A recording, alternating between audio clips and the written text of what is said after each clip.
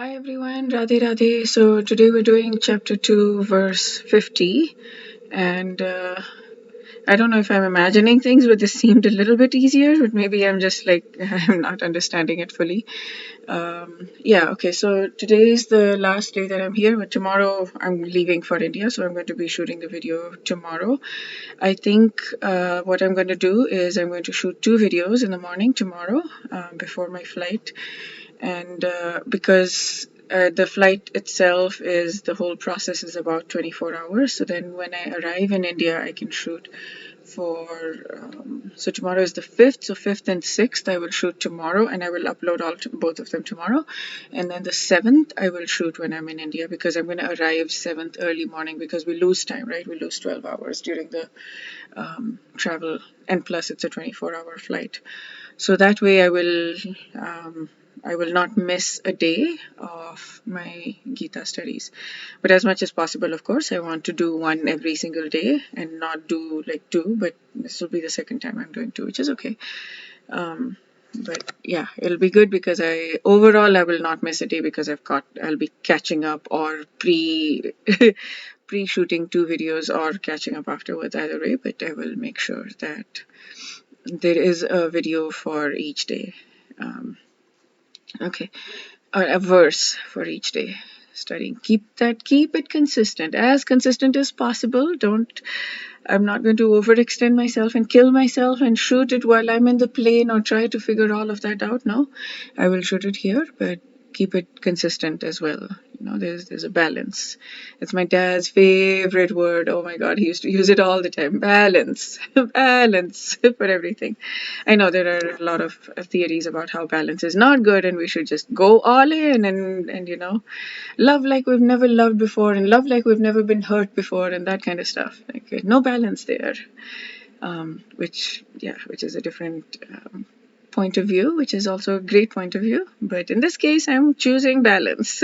Whatever we choose, right? You can never make a mistake. Everything is a learning experience, and there are no mistakes. We do what we do, and there's just we can learn from it, and we can choose. Everything is a choice. So I am choosing. Okay. Verse 50 is बुद्धियुक्तो जहातीह उभे सुकृतदुष्कृते तस्माद्योगाय युज्यस्व योगः कर्मसु कौशलम् बुद्धियुक्तो जहातीह. Okay, so again here the translation of Buddhi in the Gita Daily website by Chaitanya Charan Prabhu and pretty much Srila Prabhupada has been one who's engaged in devotional service. So I am going to read the Swami Mukundanand one for this, because Buddhi, like from the Hindi perspective, Buddhi means intellect, and Swami Mukundanand sticks to that. So I'm going to stick to that, and I will read this translation as well, but I will do the word by word translation there because it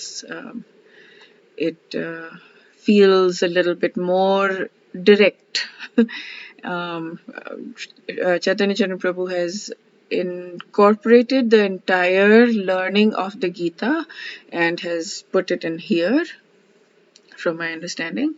And I want to just stick to be a little bit more direct in these verses. So I'll do that. So Buddhi Yukta Jahatiha, endowed with wisdom, Jahati get rid of, Iha in this life. Now here is what Chaitanya Charan Prabhu says. In this life, we can manage it in this life. So I've asked this question before as well, like can we really manage this moksha and all of this, like going to Golok, which is the ultimate goal for Gaudiya Vaishnavism? Can we do that in this life? Like isn't it way too hard to do in this life?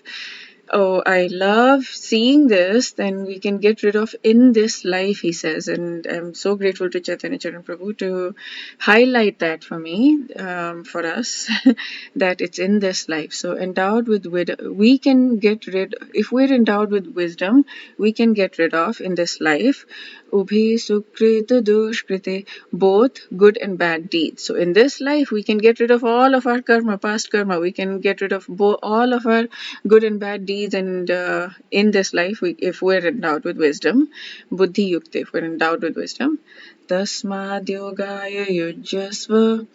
Therefore, for yog, strive for. Therefore, for yog, strive for. Yujyasva, strive for. Therefore, yogaya. Yoga karma kaushalam. Yoga is the art of working skillfully. Karma is working skillfully. Kaushalam, like doing it well, skillfully. So, my translation from the word by word is, if we're endowed with wisdom, then we can get rid of in this life both the good and bad deeds. Therefore, for yog, strive for yog. Yog is the art of working skillfully.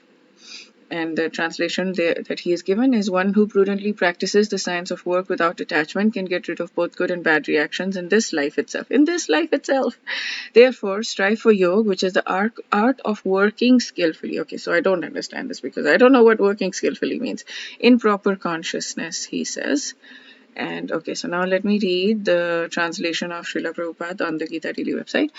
A man engaged in devotional service rids himself of both good and bad actions even in this life. Therefore, strive for yoga, which is the art of all work. So here we see that Shri Krishna is repeating. Okay, so what he's saying is 238, he says the same thing as 250. The only difference in 238 was Tato Yudhaya Yujyasva, engaging in battle, as opposed to Tasmad Yogaya Yujyasva, engaging in yoga. So he's saying that it's the same thing that he said then versus now, and engaging in yoga is what Krishna advises here. Earlier he asked Arjun to engage in battle, and the difference is that for Kshatriya Yoga, which Arjun was, he was a member of the Kshatriya caste, which means his dharma was to fight for dharma, fight for the right thing, fight for the right.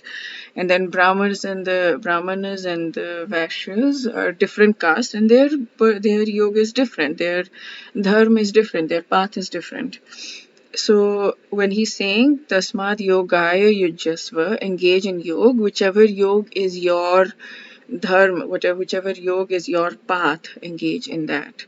And here again, the caste is not that you're born in this caste, so you're always only going to be in this caste. The caste is based on your proclivity. So that is a difference between the caste system that has been really distorted nowadays versus the caste system that was. So there were 4 different things, and you could choose where you want to go to depending on your proclivity. Okay, so then when one is engaged in yoga karmasu kaushalam. Yoga karmasu kaushalam. I cannot see the and difference in when I'm reading here, so I have to go there. Yoga karmasu kaushalam. Yoga is the art of all work. It's the art, and it can be translated as expertise or art. And karma is, of course, action. So expertise and work is considered yoga. Okay, and then he gives an example of if somebody is playing guitar or if somebody is scoring a goal and they're really doing extremely well in that, is that called a spiritual experience? And he says no, it's only a spiritual experience if it's in connection with the supreme reality. Okay. And then, so he translates here. So that's the difference. He translates buddhi yukta. Instead of here, he says endowed with wisdom, because buddhi is intellect, which makes a little bit more direct sense to me. He's saying one who engages in devotional service. So then he's talking about what does that mean, and that kind of means. And when he was here in Seattle, he talked about this, and it was just beautiful because I had been able to, he was here for a few days, and I'd listened to him in Portland first and then listened to it here. And I managed to absorb some part of his energy where I kind of had this portal opening moment where I felt this thing that whatever I can do for Krishna. He repeated that many times, but there was this moment where I actually felt that knowing. It's just a very fleeting glimpse of a moment where I felt that, and I was like, yeah, I like that. That we, whatever we do, we just do it for Krishna. We do whatever we need to do. We run our businesses, we do our jobs, we do everything that we need to do and we just kind of surrendered it. We just kind of give it to God, and we do it for Krishna. So yeah. So how do we think about Krishna while performing our daily work? It's just the practice of devotional service. And as we practice, then the remembrance of Krishna becomes easier, deeper and deeper, and more profound. And that's how we grow. Okay, so that's it for today. We're going to do chapter 2, verse 51 and 52 tomorrow morning. I mean, it's already past midnight right now, so the date is we're going to have 3 days because it's past midnight, and YouTube is going to show it as tomorrow, even though it's tonight for me. But yeah, we're going to do 2 tomorrow, and then we'll do 1 on the 7th. Wish you a very, very beautiful day. Radhe Radhe.